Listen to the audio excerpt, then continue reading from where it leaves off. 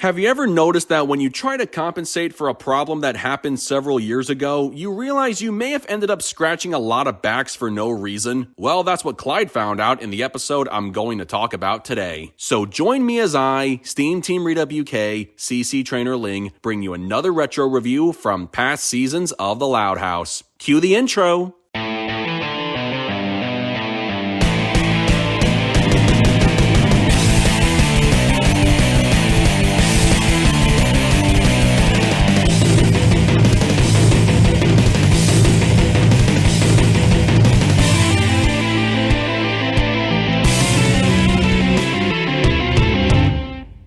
Today's episode is Absent-Minded. In this episode, Clyde thinks he doesn't deserve to be a junior administrator because of his imperfect school attendance record, but not wanting to give up the perks, he tries to make sure no one finds out about the day he didn't attend school. I'm just going to say it. This episode is straight up boring. There is nothing of major interest that stands out at any point, except for one little thing towards the end. But before I get to that, a few little eye catchers I should mention would be the wedding picture of Clyde and Lori during Clyde's fantasy, and how Coach Bukowski and Nurse Patty are still dating, something that was first established in the episode Teachers Union. Just for the record, I'm not saying I hate this episode. I couldn't find one character who was presented terribly. In fact, I couldn't even find an antagonist at any point in the story. Everything just felt so dull, and that's probably the nicest way of putting it. Then again, Clyde can be a very dull character, so maybe that has something to do with this plot's atmosphere. His conflict is that he thinks he's undeserving of having a perfect attendance award, but can't bring himself to give it up when Principal Huggins, the last person to win such an award at Royal Woods Elementary, tells him having perfect attendance makes him the ideal candidate for the role of junior administrator. It's a job that comes with a lot of privileges and responsibilities, and these are the kind of things Clyde is really proud to do. I believe the school staff were kinda overselling his credentials though. They made it seem as though he was a flawless student, and yet he never comes off that way in any other episode. But anyway, he uses his job position to remove the file containing his attendance, and each time he verbally mentions how no one is going to find out about his imperfect record, he thinks someone from the school staff overheard what he was saying. This leads to him doing some I scratch your back and you scratch mine style favors in the hopes these people will stay quiet about the secret he's hiding, although it's very obvious the adults have no idea what he's talking about. Speaking of those favors, was it really necessary to include Lincoln? Why exactly was he shoehorned into the plot? He played no significant role, and no, helping his friend do some work doesn't count. Clyde was the only character this story needed because the end result was going to be the same no matter what. Lincoln could have been written out completely and nothing would have changed in the slightest. But anyway, Principal Huggins finds out about the good deeds Clyde did for the staff, and even though he's given his own golf cart, Clyde still makes a public announcement saying he's a fraud. He lets everyone know he doesn't deserve his perfect attendance award because he missed a day of school, but Cheryl informs him that school was actually canceled that day. That was the day a toilet exploded, and the incident was dubbed the Great Flood of 2012. Norm, the janitor, mentioned the incident earlier in the episode by saying he hadn't cleaned that one particular bathroom since that time. It was some very subtle foreshadowing, and while I do appreciate the little things like that, the one thing that bugs me is how Clyde didn't remember the school was closed that day if he always keeps entries in his journal. My only guess is that the incident occurred a few years prior and he most likely forgot about it. Either way, Clyde was worried about nothing the whole time and he still got to keep his job, so at least he got a happy ending. The only other issue I had would be some of the most eyebrow-raising entries in Clyde's journal. Apparently, he was clapping erasers and trading lunches with Rusty in the month of July. That would suggest he was attending summer school, but given how serious he is as a student, these journal entries make no sense. Plus, wouldn't the idea of him being in summer school contradict the high praise he got from the school staff? I don't believe someone falling behind in their studies to the point where they have to attend summer school would be a good look for a junior administrator. It could have been any other month between September and June, but they went with July. Just